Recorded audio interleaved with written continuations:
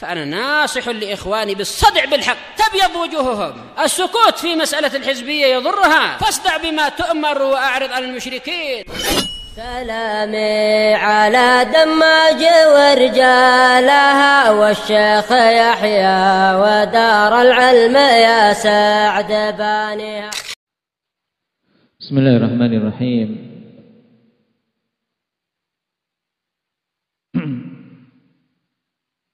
الحمد لله حمدا كثيرا طيبا مباركا فيه كما يحب ربنا ويرضاه.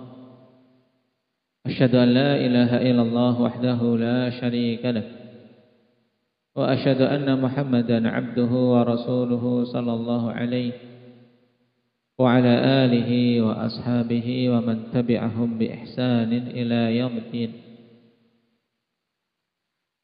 أما بعد، kita masih pada pembahasan mahadzir dan mahadzir terakhir yang kita ambil yaitu terkait peringatan dari hizbiyah, dari memancangkan al-wala dan al-bara yang sempit. Kemudian di pertemuan terakhir kita membaca faedah dari Imam Ibn Al-Qayyim rahimahullah ta'ala tentang alamat ahlil ubudiyah, di mana mereka tidak disebutkan kepada nama tertentu selain Islam, selain pada sunnah. Nah, tidak dipancangkan nama untuk mereka sebagai pengikut fulan atau alan. Nah, dan tidak dikenal dengan ciri khas kecuali ciri khas Islam dan sunnah. Kemudian kata Syekh Bakar Abu Zaid rahimahullahu ta'ala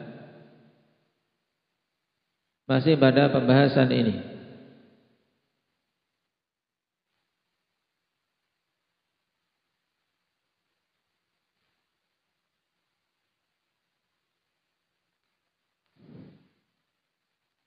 Yaitu masih pada penukilan Imam Ibn Al-Qayyim.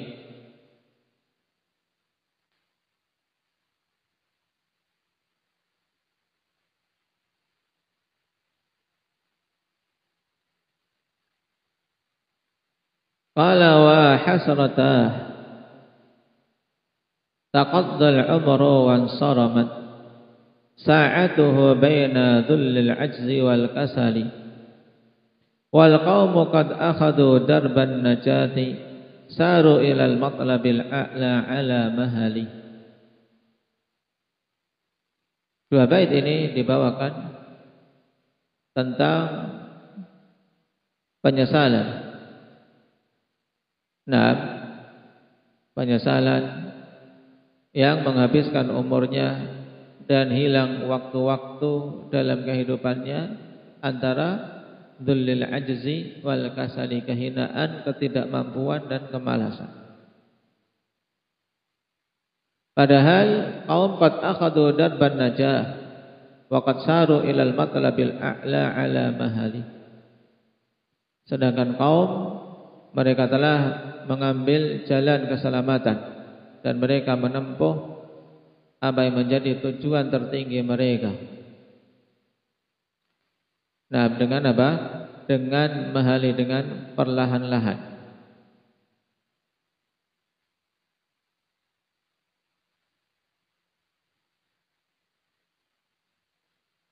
Tsumma qala qawluhu ulaika dhahairullah haitsu kanu dhahairul maliki ma yukhabba'u 'indahu wa yadhkhiruhu li muhimmatihi wa la yubdiluhu li kulli ahad. Wa kadzalika dhakhiratur rajul ma yadhkharuhu li hawaijihi wa muhimmatihi. Tsumma qala, ini kan perkataan Ibnu Qayyim dalam apa? Dalam Madarijus Salikin, berarti apa? Mensyarah perkataan pemilik matan Manazil Sa'id.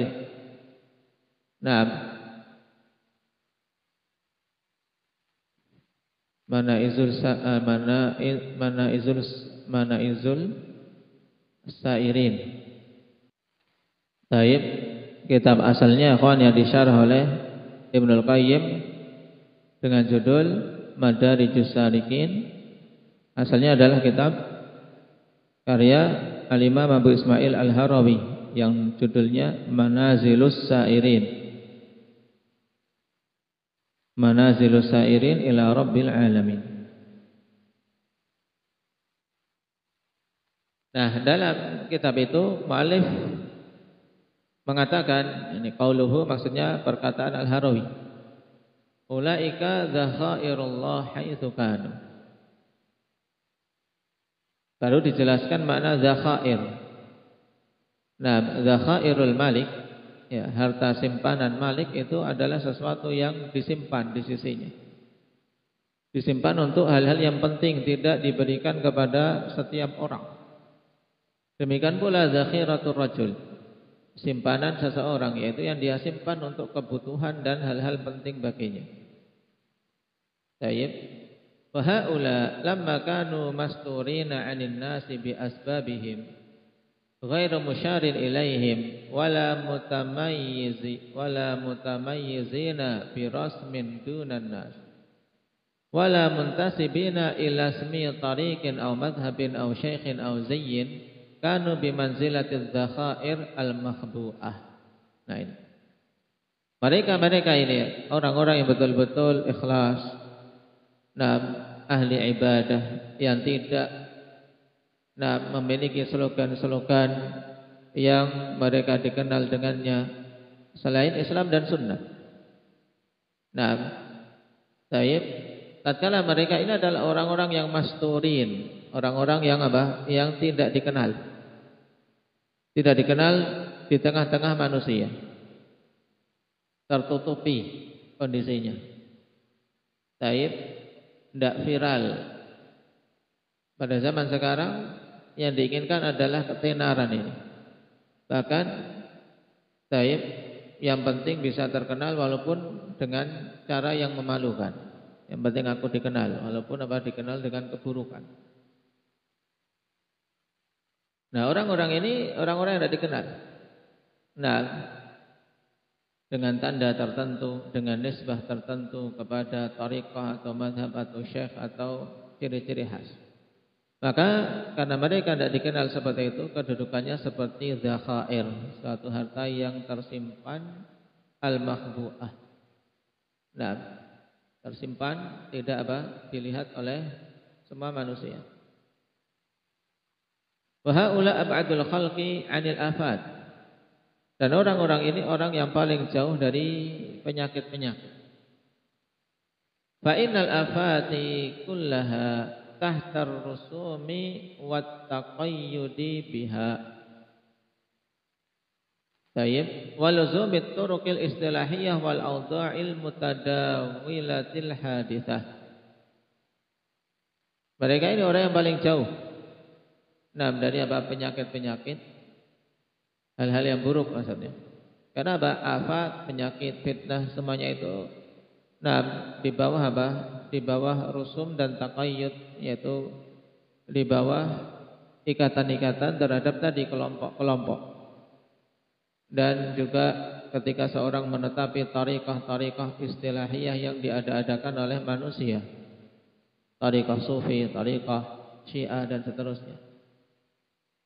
Nah, demikian pula kondisi-kondisi yang muncul belakangan. Wa hadhihi hiya allati qata'at aktsaral khalqi 'anillah wa hum la yash'urun. Dan inilah perkara yang banyak memutuskan perjalanan makhluk dari Allah Subhanahu wa taala. Maksudnya memutus hubungan antara makhluk ini dengan Allah. Terputus jalannya. Jadi tersesat. Jadinya tersesat banyak manusia karena sebab ini, dalam keadaan mereka tidak menyadari, yaitu karena taifiyah dan hizbiyah. Nah, bergolong-golongan karena al-wala dan bara yang sempit. Dan banyak manusia tidak menyadari. Mereka menganggap itu perjuangan. Mereka menganggap itu jihad, padahal sebenarnya bukan untuk Islam, tapi untuk kelompok, organisasi, untuk partai dan seterusnya. Wal'iyadzubillah. Wal'ajabu anna ahlaha humul ma'rufuna bit-talabi wal-iradah was-sayri ilallah.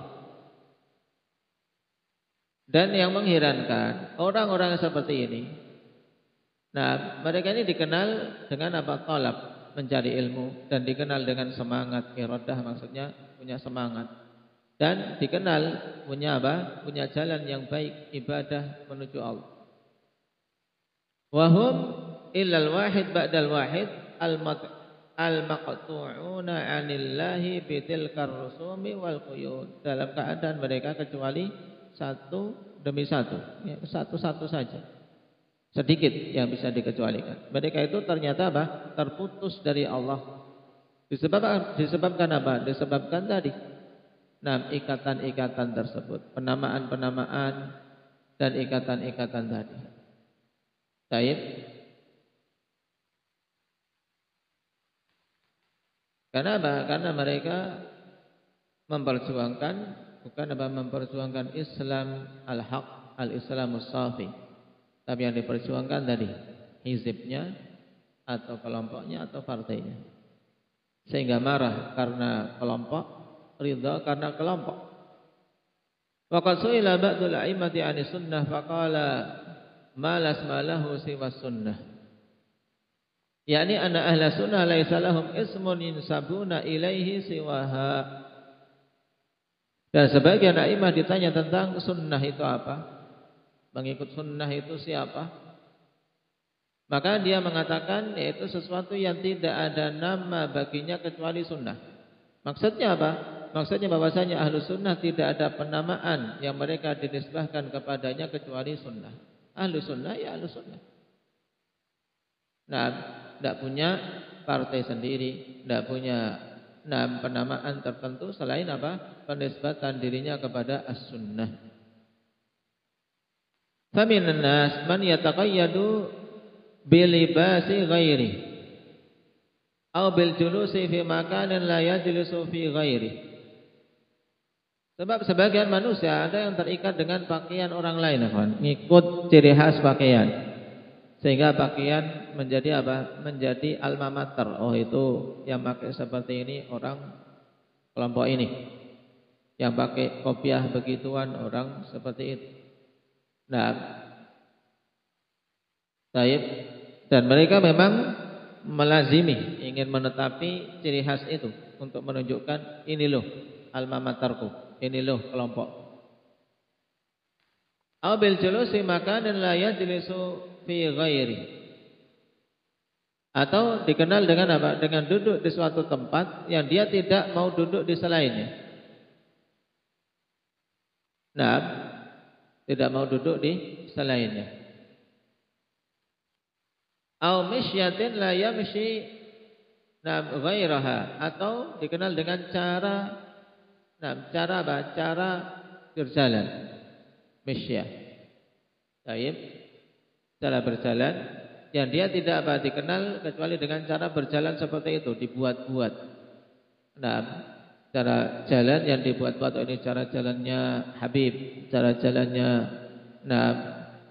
Tayyib, Sayyid, dan seterusnya. Au bizayyin wa hay'atin la yakhruju anhuma, atau dengan suatu ciri khas dan penampilan yang dia tidak keluar darinya. Pokoknya ini ciri khas. Au ibadatin muayyanatin la yata'abbadu bi ghairiha wa in kanat a'la minha. Atau dikenal dengan suatu ibadah tertentu yang dia tidak beribadah dengan selainnya walaupun ibadah yang lain ini lebih tinggi tingkatannya. Kalau kita lewati pada pertemuan yang lalu, akhwan, bahwasanya ahli ibadah itu hendaknya apa? Dalam ibadahnya mengumpulkan jenis-jenis ibadah yang ada, tidak mematok dirinya untuk ibadah satu tok. Au syaikhin muayyanin la yatafitu ila ghairi, atau dia terikat dengan syekh tertentu, tidak mau menoleh kepada yang lainnya, tidak mau mengambil dari yang lainnya walaupun itu benar. Wa in kana aqraba ila Allah wa rasulih minhu, walaupun itu lebih dekat kepada Allah dan Rasulnya dibanding syekh yang dia menisbahkan diri sebagai pengikutnya. Baik. Kita selesaikan dulu kalimat ini karena panjang kata Ibnu Qayyim biar enggak terputus-putus. Fa haula'i kulluhum mahjubuna 'anil dhafari bil matlubil a'la masduduna anhu. Maka mereka ini semuanya terhijabi, ya, terhalangi dari mendapatkan apa yang menjadi cita-cita tertinggi mereka. Masdudun. Nah, terhalangi, pintunya apa? Tertutup, jalannya buntu. Waqad qayyadathum al-awaidu war-rusum wal-awda' wal-istilahat an tajridil mutaba'ah. Nah, ini sebabnya, kawan. Telah mengikat mereka kebiasaan-kebiasaan, ciri-ciri khas, keadaan-keadaan dan istilah-istilah dari apa? Memurnikan ittiba terhadap Nabi sallallahu alaihi wasallam. Jadi ittiba terhadap nabinya itu enggak murni. Kenapa? Karena dia mengikat dirinya dengan syekh tertentu, dengan kelompok tertentu, dengan penampilan tertentu, dengan cara berpakaian tertentu. Dia ikat dirinya. Fa'adhaw anha bima'zilin wa manzilatuhum minha ab'adu manzilin fatara ahadahum yata'abbadu birriyadati wal khulwah. Naam.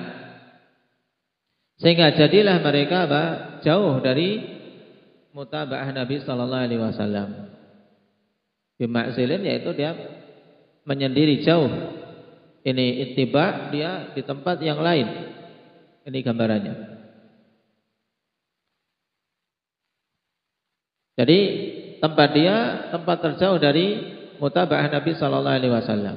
Makanya engkau lihat salah seorang dari mereka ibadahnya dengan riyadhah. Nah, yata'abbadu birriyadhah. Maksudnya riyadhah di sini, ikhwan. Nah, bukan kemudian ibadah dengan lari-lari, dengan sepak bola, bukan. Ini istilah sufi.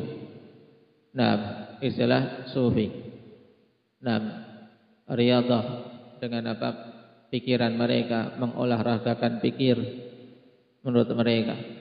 Kemudian khulwah dengan menyendiri, tayyib bersemedi, mencari wangsit, mencari wahyu. Kemudian wa tafrighil qalbi, dan mengosongkan hati. Padahal kita jangan sampai hatinya kosong, tapi ibadah orang-orang ini karena sudah salah jalan, menyelisihi ittiba, maka dianggap pengosongan hati itu sebagai ibadah. Dikosongkan dari semua tujuan, bahkan dikosongkan dari apa? Pengenalan terhadap Allah terlebih dahulu. Nah, wa ya'uddul ilma qati'an lahu 'anit thariq, dan parahnya kawan, dia menganggap ilmu itu sebagai apa? Pemutus jalan ini. Makanya tidak ada orang sufi kok mau belajar hadis. Nah, orang sufi mau mempelajari sanad, ini sahih, ini dhaif. Tidak. Kenapa? Karena ilmu menurut mereka ini hanya akan memutuskan jalan mereka menuju Allah, akan memutuskan thariqah mereka. Dan ini memang sudah apa? Sudah doktrin dari pimpinan-pimpinan mereka. Sebab kalau pintar maka tidak akan ditaati. Ini akal-akalan apa? Akal-akalnya syekh thariqah. Makanya metode ahli tasawuf, tariqah tasawuf adalah tariqah yang menyeru kepada kejahilan. Tariqah yang menyeru kepada kejahilan. Kenapa? Karena ilmu dianggap sebagai apa? Penghalang. Maka mereka sangat membenci ilmu, sangat membenci ahli hadis. Fa idza dzukira lahu al-muwalatu fillah wal mu'adatu fihi wal amru bil ma'ruf wan nahyu 'anil munkar adda dzalika fudulan wa syarra. Karena ilmu tidak punya perkara yang utama dianggap apa? Sesuatu yang sia-sia dan buruk, kawan. Makanya apa? Akhirnya timbangannya terbalik. Ini diantara dampak kejahilan. Nah, kalau disebutkan kepadanya tentang pentingnya untuk wala fillah, mencintai karena Allah, membenci karena Allah, pentingnya amar ma'ruf nahi mungkar. Orang sufi mereka tidak dibenci oleh orang-orang kufar. Bahkan apa? Mereka dipelihara. Orang-orang ahli tasawuf itu dipelihara, tidak akan diusik oleh orang-orang kufar, baik Amerika, orang-orang kufar yang lain. Kenapa? Karena mereka tidak akan menolong Islam dan tidak akan membahayakan orang-orang kafir. Sebab tidak ada pada prinsip mereka apa? Prinsip penegakan amar ma'ruf nahi mungkar. Tidak ada namanya wala wal bara yang murni. Membenci karena Allah, tapi membenci karena tariqah. Makanya mereka lebih membenci ahli sunnah dibandingkan orang-orang kafir.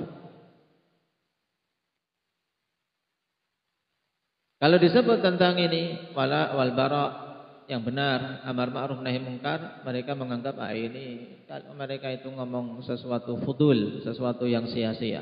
Wa syarran, perkara yang buruk, hanya akan memecah belah. Wa idza ra'au bainahum man yaqumu bidzalika akhrajuhu min bainihim wa adduhu ghairan alaihim. Dan apabila mereka melihat di tengah-tengah mereka ada orang yang menegakkan ini, menegakkan amar ma'ruf nahi mungkar, maka akan mereka keluarkan dari kelompok mereka. Dan akan mereka kategorikan ini sebagai bentuk ghirah, pembelaan. Keluarkan saja orang ini suka ngayal.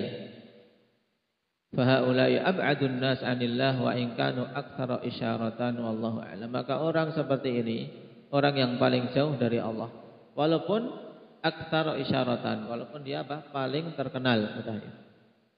Nah, betapa banyak kawan habib-habib yang apa? Yang terkenal itu.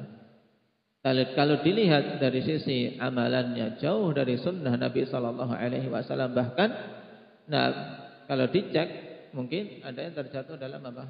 Dalam syirik. Syekh-syekh tariqah ahli tasawuf. Dulu ada teman yang apa? Pernah belajar di Darul Mustafa. Darul Mustafa di Yaman itu di Tarim. Itu kan pusatnya orang sufi. Pusatnya orang sufi dia. Orang Indonesia banyak di sana. Dia sebelum mengenal sunnah di sana. Pokoknya tanahnya saja tanah apa? Tanah yang berbarokah. Ambil tanah dari sana ini. Jadi ya belajarnya belajar pembodohan, bukan belajar hadis, belajar apa. Alhamdulillah kemudian mengenal sunnah, kemudian pergi ke Damaj.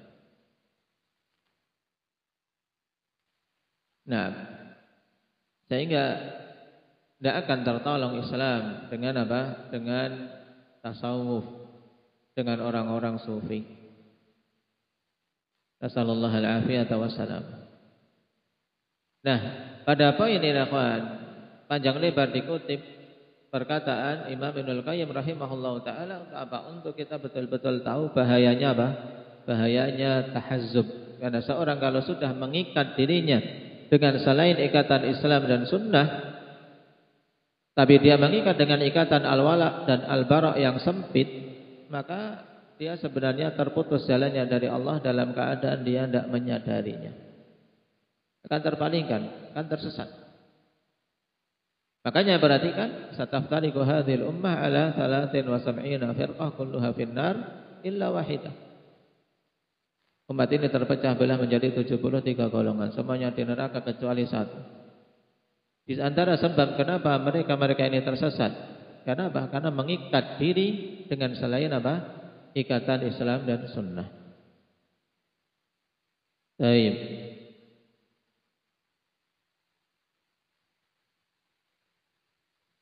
Adapun untuk syarah dari Syekh Ibnu Utsaimin, mudah beliau memberikan penegasan-penegasan saja tentang apa? Kebenaran kalimat yang diungkapkan oleh Ibnul Qayyim ini.